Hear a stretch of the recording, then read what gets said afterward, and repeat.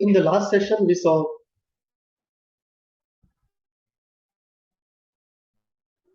Yoga Sutras 72 to 81 of the second chapter. What I forgot there was to make a psychoanalytic commentary, went more into spirituality and philosophy. So let me just go over session number 10 again and then come to session 11.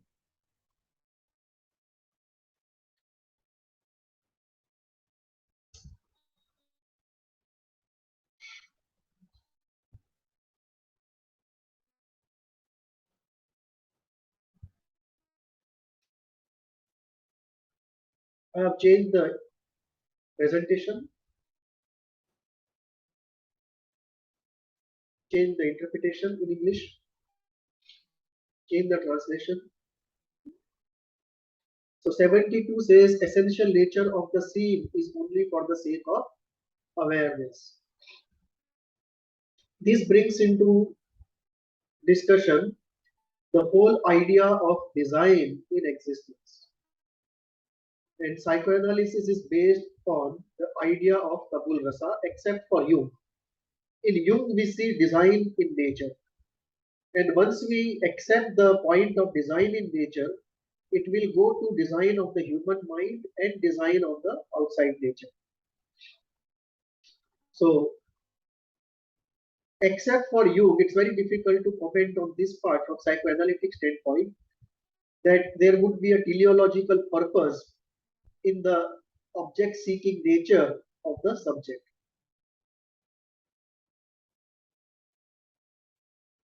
Another element also is in psychoanalysis we talk about the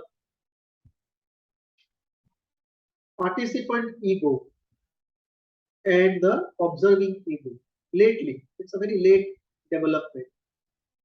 Otherwise, the observer also is an intellectual observer, not a spiritual observer. The spiritual observer is much deeper. It observes even the insight creation process of the intellectual observer. So, psychoanalysis would only say that we don't know why is the object what it is and why is the subject what it is in a ultimate ontological sense or a teleological sense. All we know is by enhancing awareness and insight, we can overcome pathology. Sutra 72 is complete, 73 is completely philosophical. Doesn't psychoanalysis go there? 74 also is metaphysical, metapsychological. The purpose of entanglement of the seer and the seen is to know the true nature of the power of self and existence. The cause of this entanglement is ignorance. For psychoanalysis, ignorance would mean lack of reality acceptance or lack of mourning or lack of making the quantum conscious or lack of catharsis. All of this will go into the word ignorance. So what is called ignorance here not only has a metaphysical, metapsychological and philosophical ontological consequence, but it is also a category word which encompasses all those psychological, psychoanalytic concepts.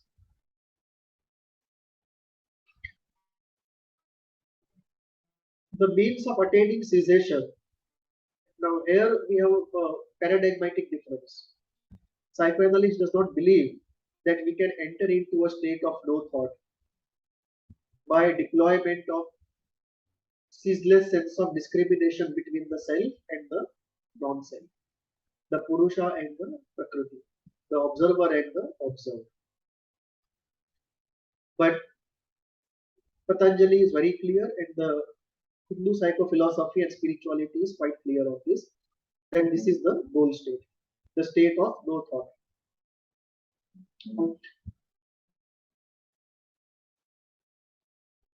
Then Patanjali lays out a 7-step process in the area. The closest that we find in psychoanalysis is what is called the process-oriented psychotherapy, or rather process-oriented psychoanalytic psychotherapy, where the process is like first you allow the patient to speak out his heart and lighten himself.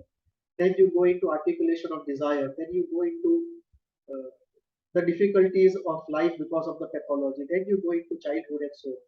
Then you go into dreams, but you lay out a process. Not that the process is strictly followed, but you try to approximate it, although the unconscious takes its own pace and its own path. But you try to follow the process to the extent possible.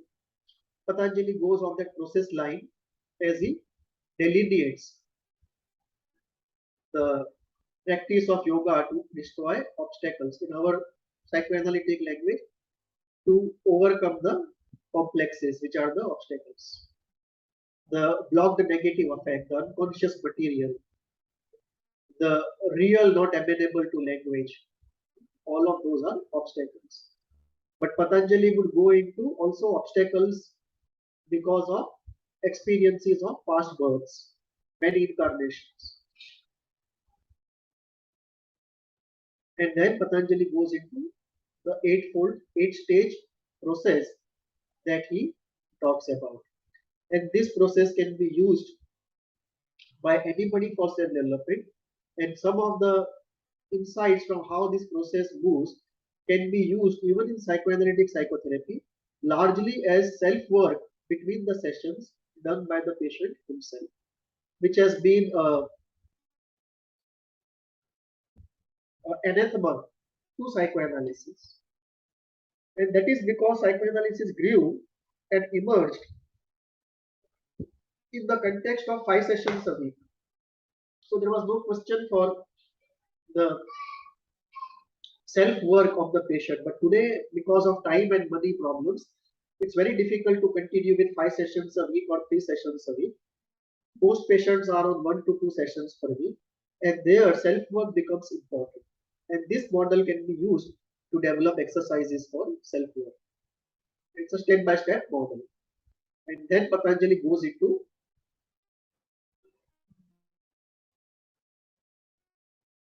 details of each of the 8 steps.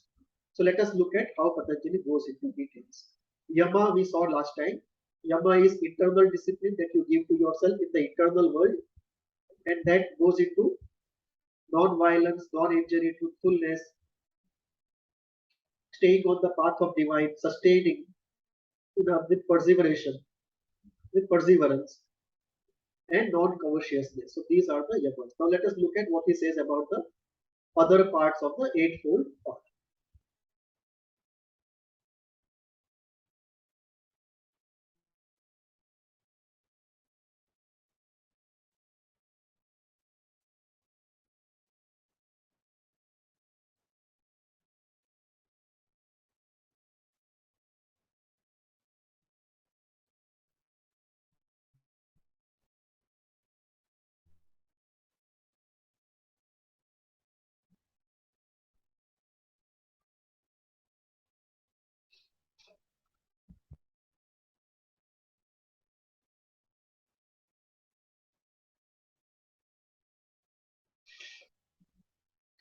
There is some sharing issue, but let us go into the further sutras.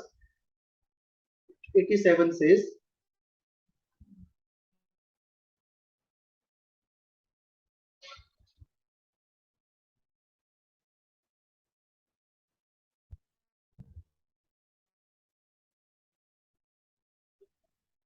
82. 82 says,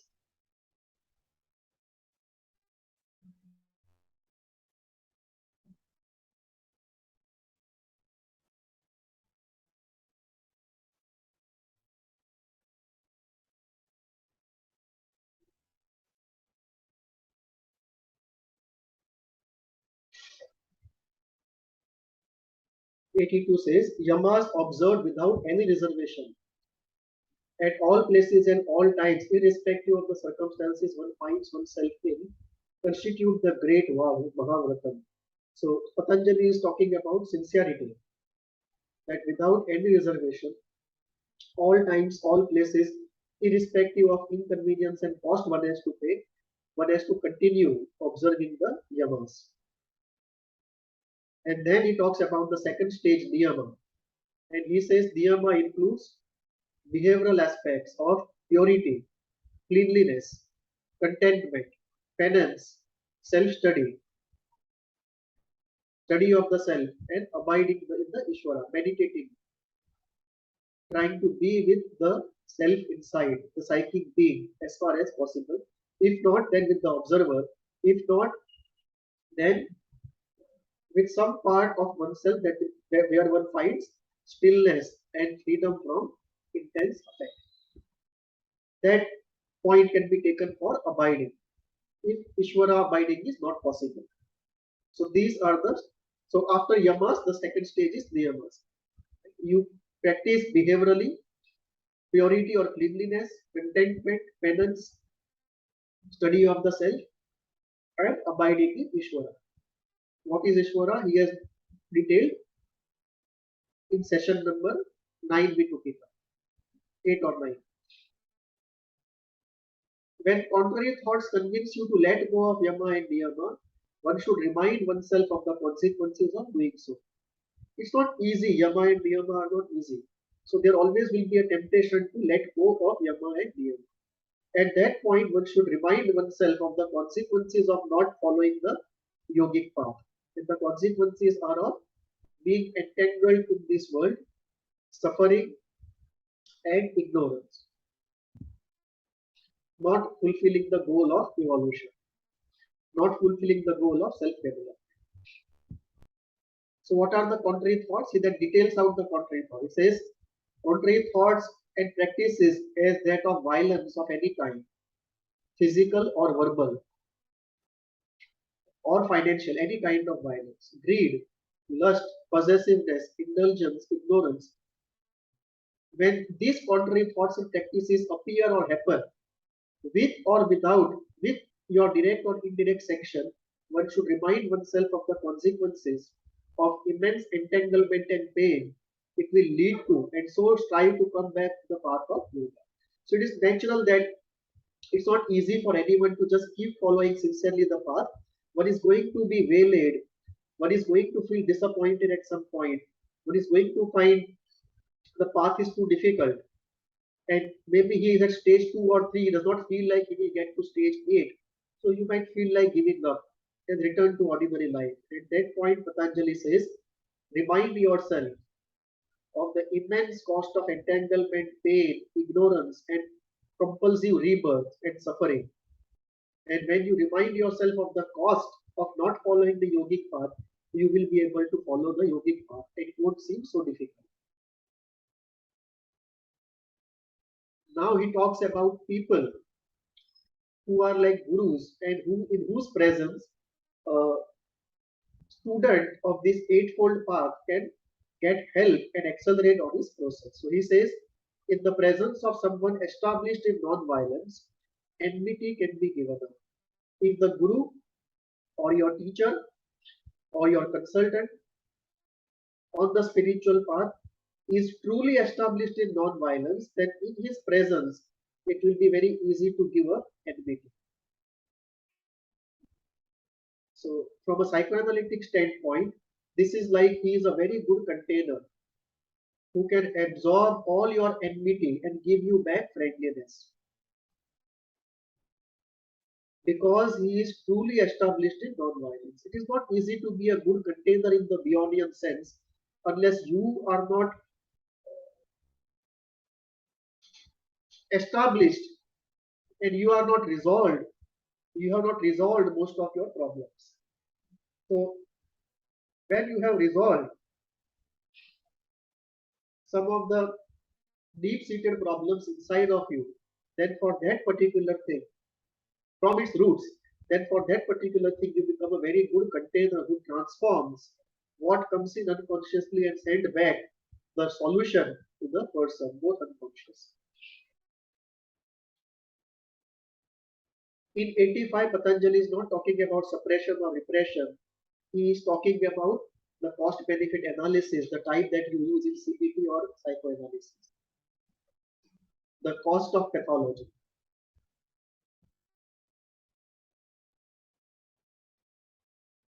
Similarly, established in truth, activity performed is assured of results.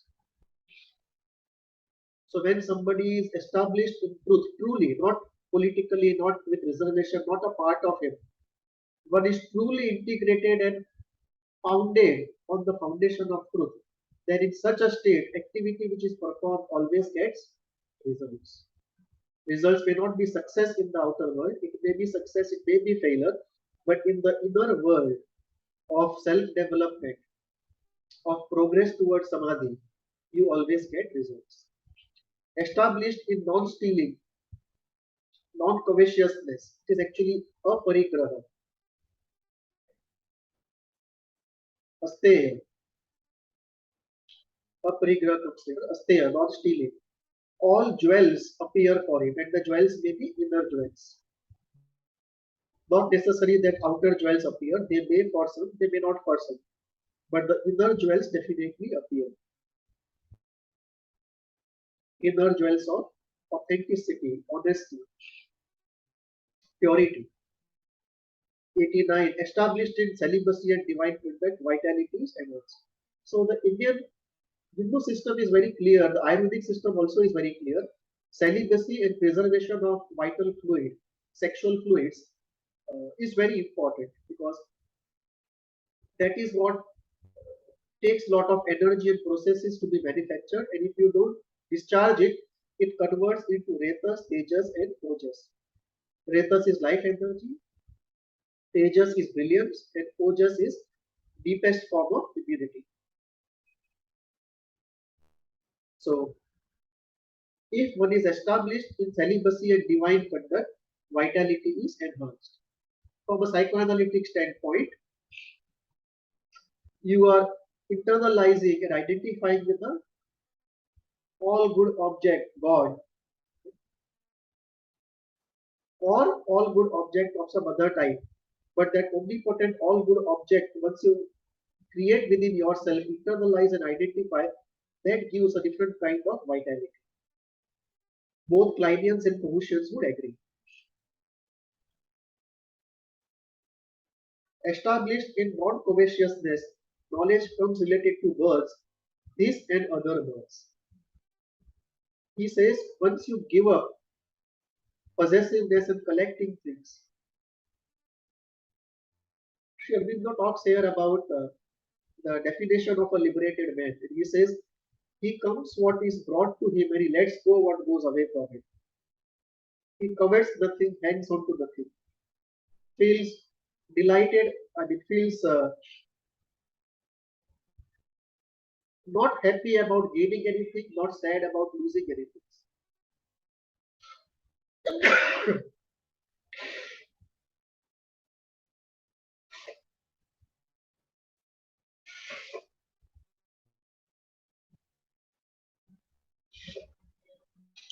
Sorry, I'm not feeling well.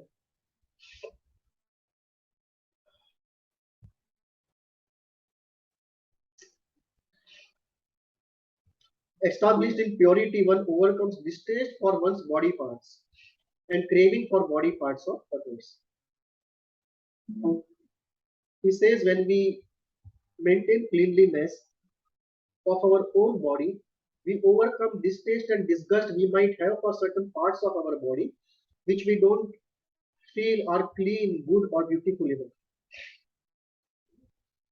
We talk about self care and self love, the healthy part of it. And if we do it, we are able to love our body in a healthy way, accept our body in a healthy way, feel good and proud about our body in a healthy way, and then de-idealization of the self and idealization of the other stops, and the craving for body of others also reduces. Something experiential, not practiced in psychoanalysis, but worth a try. Anybody who can do it, you can find it experientially too for most people. This is completely non-psychoanalytic, established in divine conduct or celibacy. Psychoanalysis actually would look at celibacy as a pathology, and divine conduct would be fantasy, both out of the window, and vitality unconnected to celibacy, the traditional modern science approach. So on this 89, there is a paradigmatic difference between Patanjali and psychoanalysis.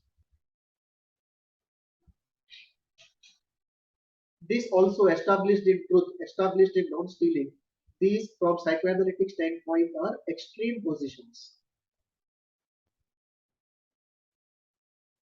They are not in tune with reality. These are too high ideals. So for psychoanalysis, by and large, the concept of normalcy is indexed to the average, not indexed to the ideal. But here, the indexing is to the ideal.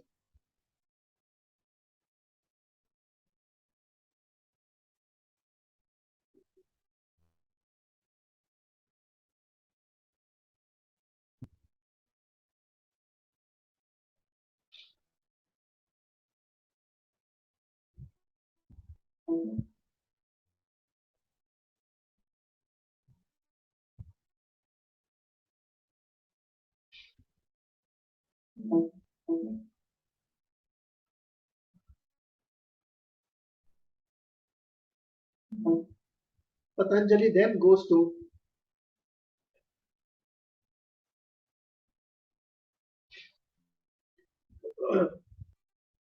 how, with practice of these elements, what he said, vitality, purity, pleasantness, concentration, mastery of sense organ, and clear vision of the self are achieved. This is very experiential. Through contentment is gained unsurpassed joy, which is true.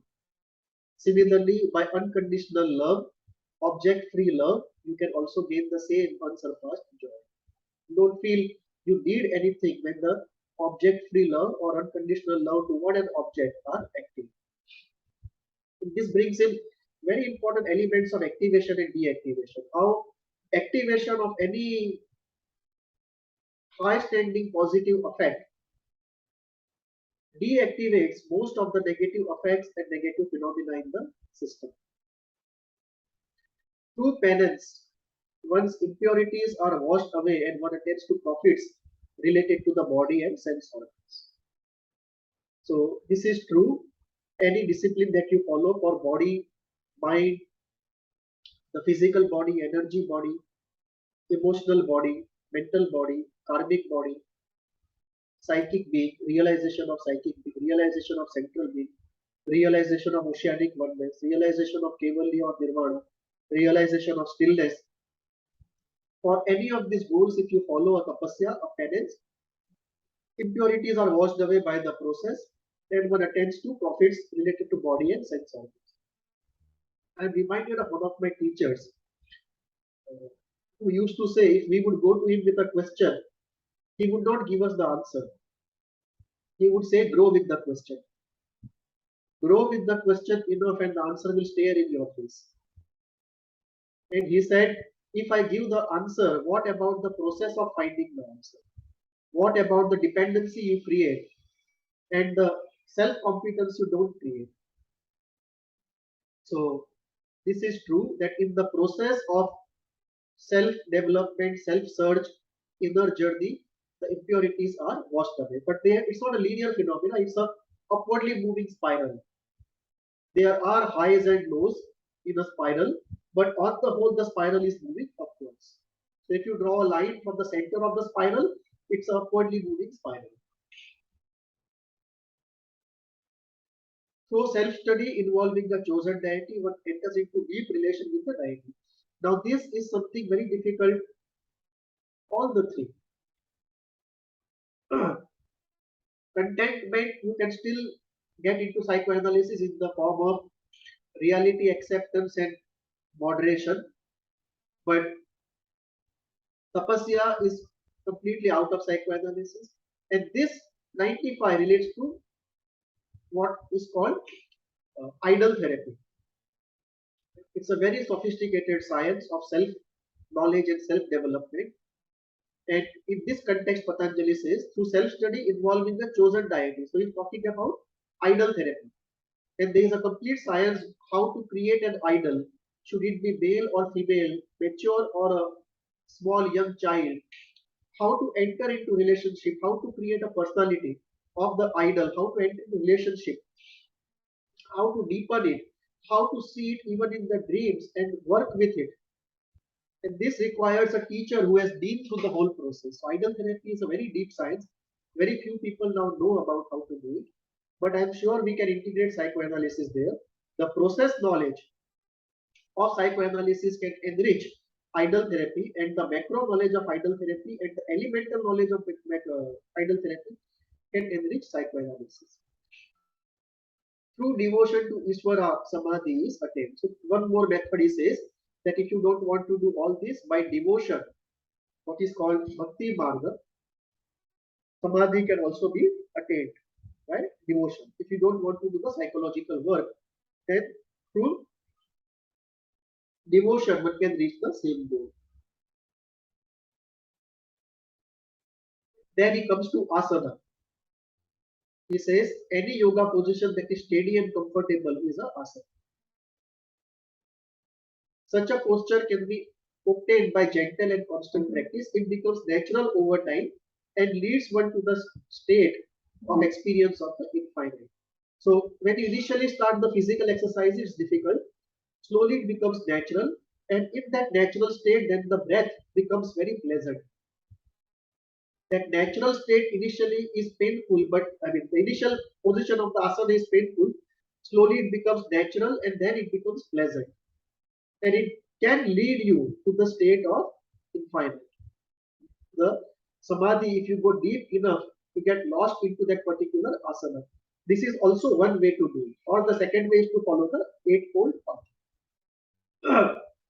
But if you take this and jump from asana state into the samadhi, then the duality comes to an end. In that state of effortless sadhana, asana, spontaneous pleasant breath happens. And one can clearly separate inhalation, exhalation, and regulate it easily, including the holding of the breath. So he's talking about the yogic practices and how most of the times he talks about them as a step slowly towards samadhi. But in one statement, he says, two statements, 98 and 99, that by being absorbed completely in the position, also one can surpass duality and go into nothingness, stillness. Usually through the asana, one goes more or less into stillness and some state of no thought, but very unlikely that one will go into Kevalya, Nirvana, or the oceanic experience or the psyche. Being conscious of time, place, frequency of breath, holding of breath, one enters into an easy state, natural, long, subtle, blissful breaths happen, and one advances on the path of yoga. He says, as you practice it more and more and you go deeper, the breath becomes subtle, it becomes slow, it becomes natural and long, and the frequency reduces as you calm down. And one advances on the path of yoga. So he's talking about pranayama after asana.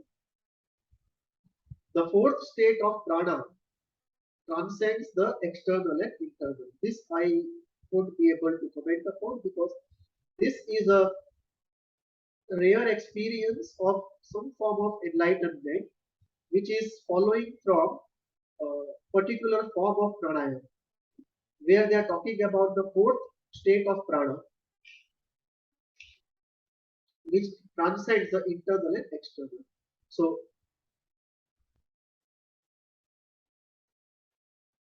I'm not sure what is meant here in Sanskrit, but I can say it's very difficult for me.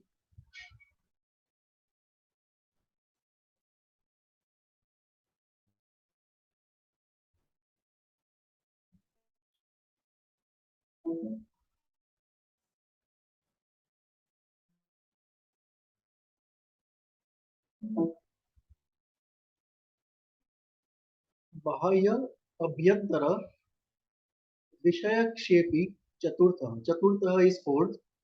Bahaya is outside. Abhyantara is inside. Vishaya is object. Ekas P Chaturtha.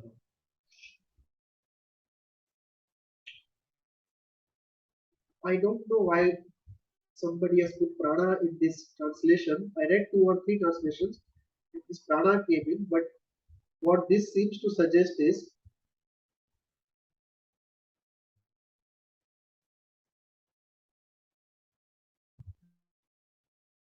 there is a fourth state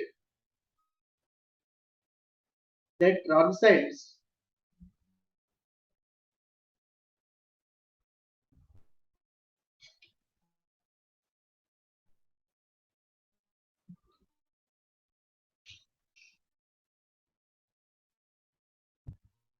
yeah, got it.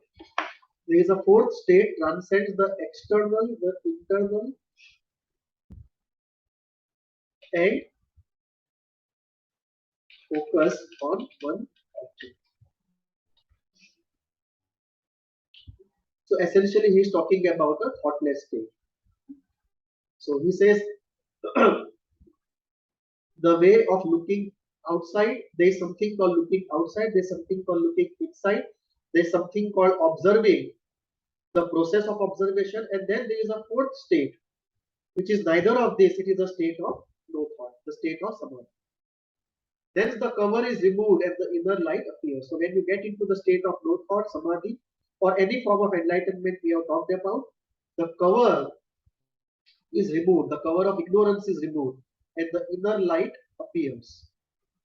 Many elements of understanding of spiritual and philosophical type, they become clear to you when you get into that state. That knowledge happens. And the mind is enabled and made capable for dharana. So concentration. So with this, slowly you become ready for concentration.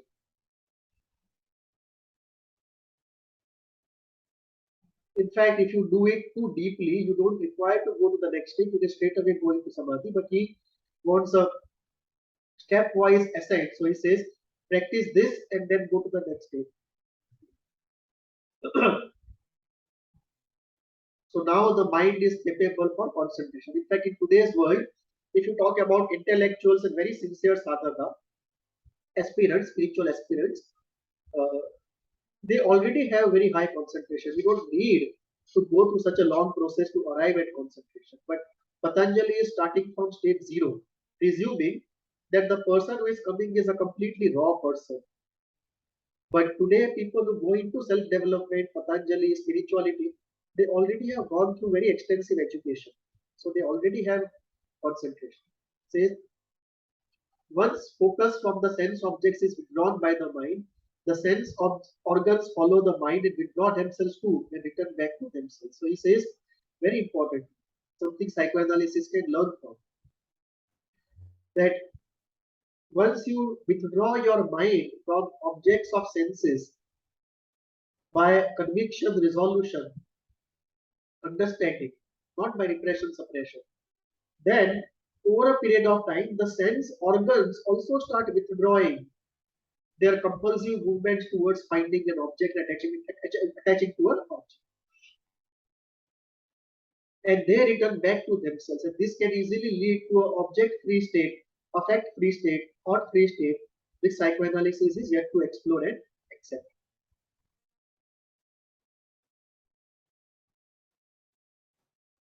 The fourth state also is a paradigmatic difference. Does not exist in psychoanalysis. The language inner light appears is very non-psychoanalytic. It's a spiritual language, theological language. In psychoanalysis, we would just say it leads to institution of insight in the light of insight. So psychoanalysis does not have a standard operating procedure. Some people do have an idea which is called process-oriented therapy. Most don't follow the process-oriented therapy. But Patanjali himself goes for a process-oriented self-development process. A very stage-wise process where he believes the incoming person is completely raw and he has to go one by one all the steps to eighth step of samadhi. Most people who join in today will already be at step 4 or step 5. So with this, we complete the second chapter of Yoga Sutras, the Sadhana Pada, the chapter dealing with the process. The first chapter dealt with introduction to Samadhi, definition of Samadhi, various types of states near to Samadhi. In this chapter, we deal with various processes which can take you to the state of Samadhi, and Patanjali appreciates all the processes and he is very inclusive, open, holistic. Whatever suits you, you can take that process. But as a generic standard process, he lays down the 8-stage process called Ashtanga Yoga of Patanjali. And this can be used as much to heal pathology as much for self-development. To bring it into psychoanalysis and psychoanalysis into Ashtanga Yoga is to enrich both of them. And I hope this synthesis will happen in the next